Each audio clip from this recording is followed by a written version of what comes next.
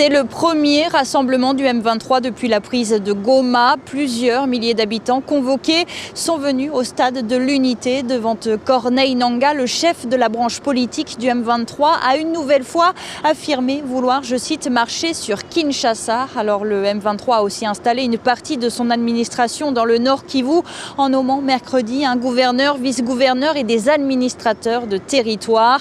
De son côté, Kinshasa a émis un mandat d'arrêt international contre Corneille Nangaa, accusé de crimes de guerre. Alors selon les Nations Unies, au moins 2900 personnes ont été tuées en moins d'une semaine lors des combats à Goma. Sur le terrain, de nouvelles offensives sont menées. Le M23 et les troupes rwandaises se sont emparés mercredi de la cité minière de Nyabibwe dans le sud Kivu. Des combats confirmés par les autorités congolaises.